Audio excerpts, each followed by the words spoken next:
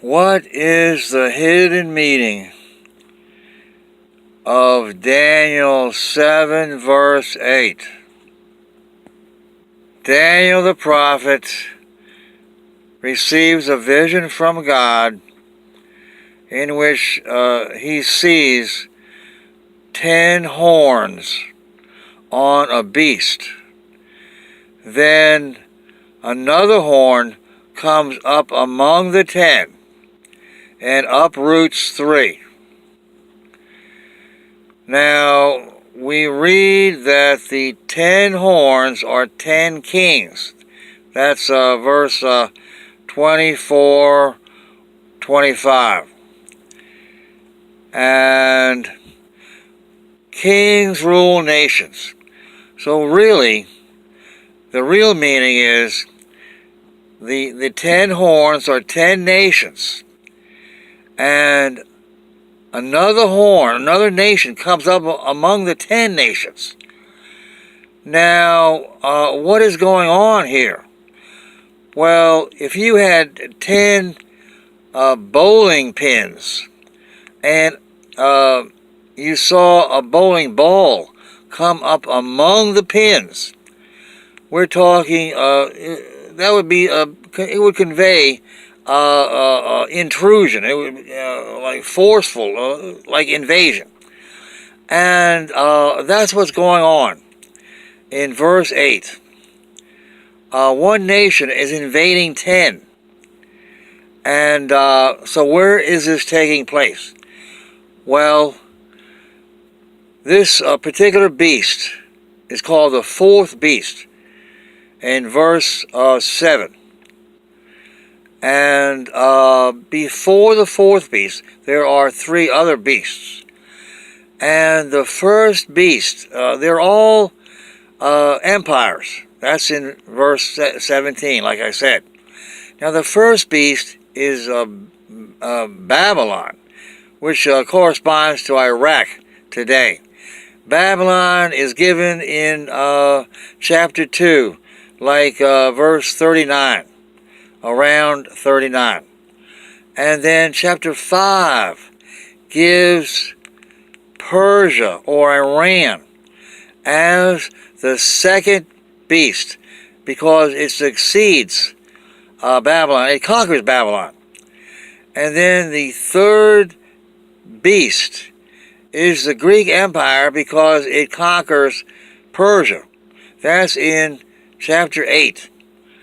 And so, whatever beast, whatever empire succeeded the Greek Empire, that should be the fourth beast. Now, Rome conquered Greece around 200 BC.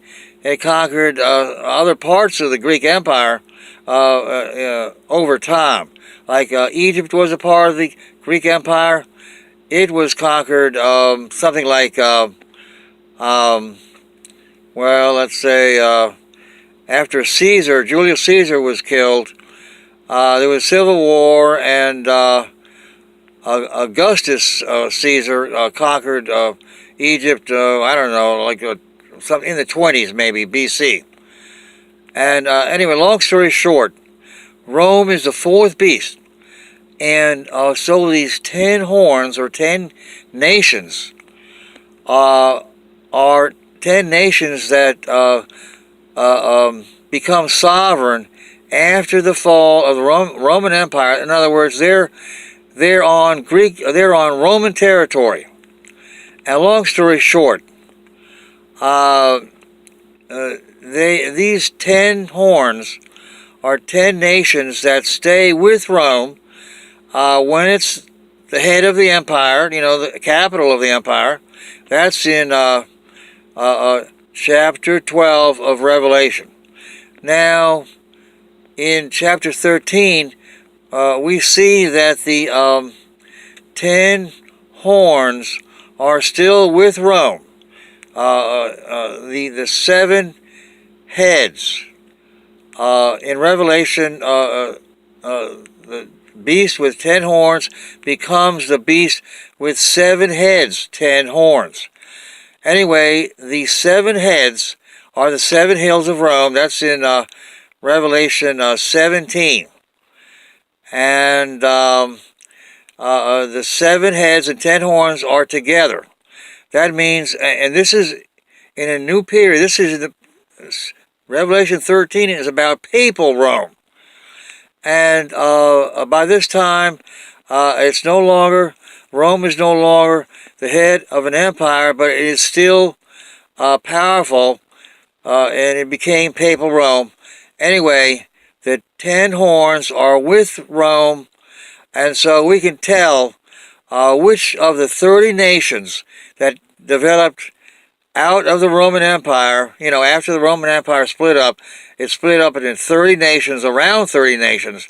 Now, which of the 30 are the 10 nations? Well, the 10 Catholic nations are Portugal, Spain, France, Belgium, Holland, Switzerland, Austria, Italy, and Germany, and finally England. Even though England became Protestant after like 1,600 years, 1,500 years. Anyway, so these 10 nations are going to be invaded by what nation? Well, there's only one nation nearby that could conquer all 10 nations at the same time, and actually conquer other nations that are not mentioned in this passage. It's got to be Russia. And so now here is the secret part, the secret meaning to Daniel 7 verse 8. The secret meaning is that Russia will bomb America, even though there's no hint of that in this chapter. Now, how can I make that claim? Well, because if Russia conquers Europe, Europe is united with America through NATO, North Atlantic Treaty Organization. It's an alliance, and we're duty bound to defend Europe, and actually Europe is duty bound to defend any nation that is attacked, any nation within NATO that is attacked. Anyway, so the real meaning of Daniel 7 verse 8 is that Russia will bomb America. And then the question arises, how can Russia do that without being destroyed by our retaliation? Well, that's why Gorbachev made peace in the late 1980s to get us to think that Russia had changed, especially since he gave up Eastern Europe. That proved, supposedly, that Russia had changed, and that Russia had no designs, no ambitions, no desire to conquer Western Europe, because they gave up Eastern Europe, which is the bridge between Russia and Western Europe.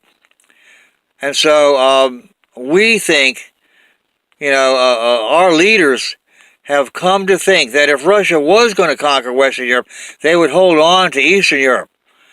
The fact that Russia gave up Eastern Europe convinced the simpletons in this country that Russia had changed, and so that's the lie that 2 Thessalonians chapter 2, verse 9 through 11 mentions. And it says, they will believe the lie, and then they will perish.